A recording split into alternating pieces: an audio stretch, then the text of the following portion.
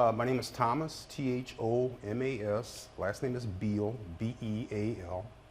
Currently, I'm a captain with the Milwaukee County Sheriff's Office. I've been with the agency since 1997, so just a little over 25 years. Oh, just 25 years. No big deal. Well, so being someone who has been with the agency for so long, you have, I'm sure, seen it in a lot of different, roles probably. Oh, yes. I'm sure you haven't been in the same role for 25 years. Yes, I primarily, from the time that I started out as a deputy, I pretty much worked in every bureau and every division of the agency at some point in my career.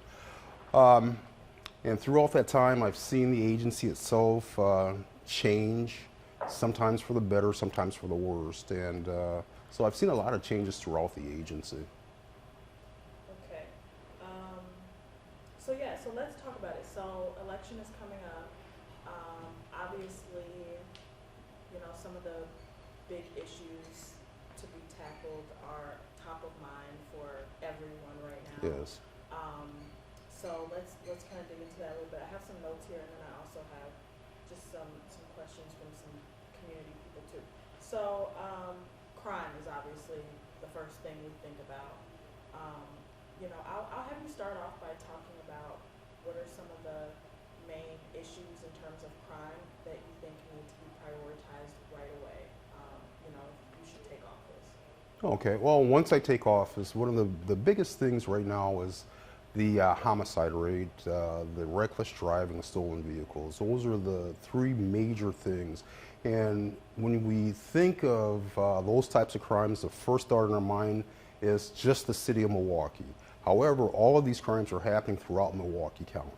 So one of the things that I want to do is to develop a task force with all the jurisdictions within Milwaukee County to start a task force that we can all work together to start working on these major issues for each part of our community.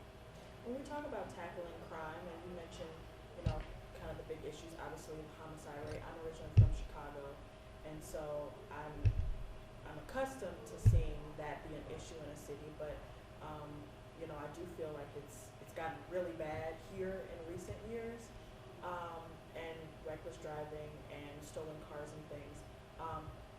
Do you think there's enough funding being put into tackling those issues currently? And if not, what needs to be done to kind of get more money into making some changes? Well, as far as like pretty much every crime problem, there's hardly ever enough funding. We always need more funding to tackle these major issues. One of the things is also staffing with all law enforcement agencies and actually employers across all industries with the staffing shortages. So we need to be able to put more police officers and deputies out on the streets. We need to get them to go through the academy.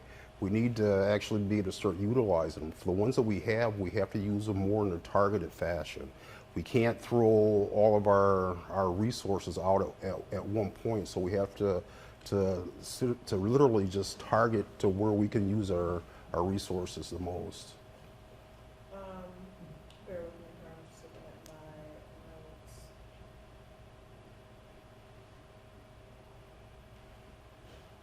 So you kind of just talked about that. What do you think your plan would be for recruiting more people in open positions for the county sheriff's office, whether it be patrols out on the street, correctional officers? What needs to be done to kind of get those positions filled? Well, at this point, I see it every day. I work within the jail, and I see our staffing levels. And one of the biggest things right now is incentives. Milwaukee County, I want to advocate with the county board to develop incentives to get people to sign on with the agency. Once they're signed on with the agency, also to have incentives to retain people. Our overtime rate is out the window right now because we're so short-staffed, and I believe that once we have some incentive to make people want to work with us and make people want to stay, that we can reduce our overtime, we can increase our staffing, and have quality people doing our jobs. Yeah. So you mentioned that you have worked in the correctional facilities. Are you pleased with how they're currently operating? rated? And if not, what would you change? As far as being pleased, I can't say that I would say pleased.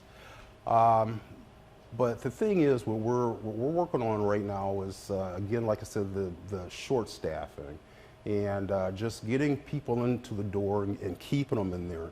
At this point, we are working on, it's challenging even to do our core functions. We are doing everything we can with the staffing that we have, but the bottom line is we need staffing. We have to have staffing just to do our core functions within the Milwaukee County Jail. What do you think is the reason for the staffing shortages? I know a lot of different industries are experiencing them right now, but do you think in particular, you know, the role of being a corrections officer is something that it's harder to kind of get people interested? What do you think it is? Well, I don't think so. I believe that right now, I started with COVID-19, and it's just hard to staff, period. And being a correctional officer it's a challenging job, and it's always been a challenging job, and it always will be a challenging job. But I don't believe that the fact that it's just that type of work is more challenging to get employees. I believe that it's the way our economy is, that we need to incentivize people wanting to work.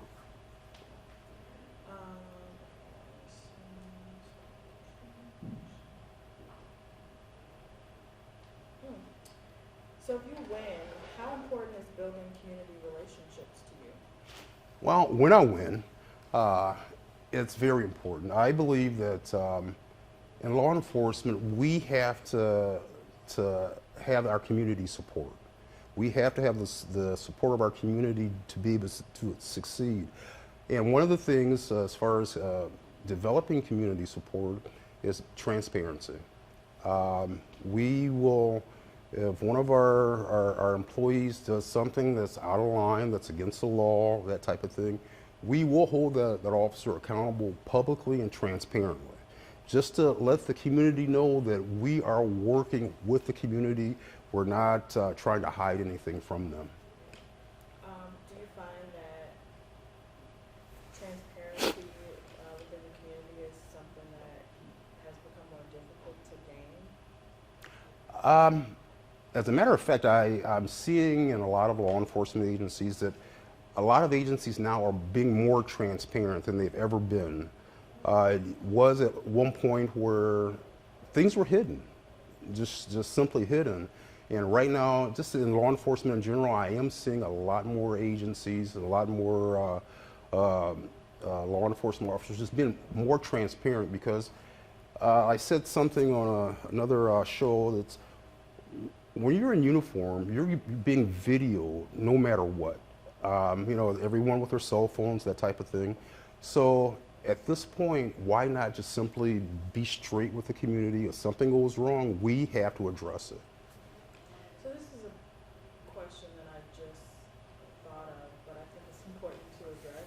You know, coming to Milwaukee, I've only been here for 6 months, but one of the first things I would say warned about is the Kia boys, and Yeah. you know, it goes off of the issue of stolen cars, but the Kia boys in particular are now infamous for that, and you know, well known around the city of Milwaukee for kind of causing trouble. What do you think needs to be done to stop this? Because at the end of the day, it's, you know, these are young kids, and it's a multifaceted issue, I believe. But what are your thoughts? Yeah, as far as like the Kia boys, that type of or I'm not going to call them an organization, a gang. You know, we are working, not just the Milwaukee County Sheriff, but the Milwaukee Police. We're working on trying to take care of them.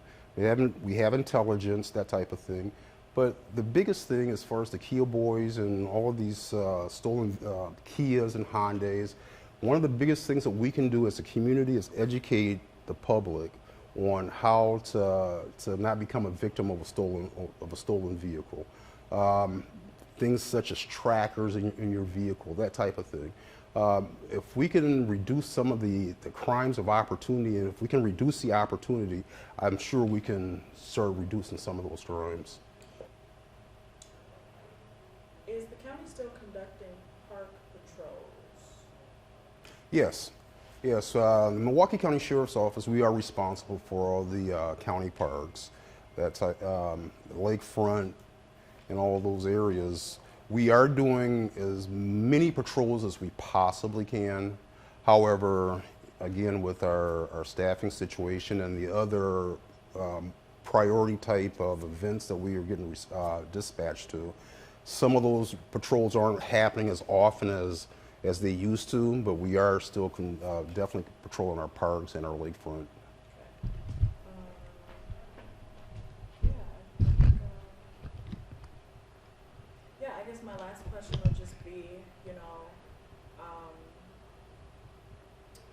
why should people vote for you? Well, that's actually a very easy question. The reason people should vote for me is, for one, I know this agency inside and out. I've been a member of the agency, and I've led this agency from the bottom all the way to the top where I'm at right now. But the biggest thing is working with the community. I've been a member of this community for over 35 years.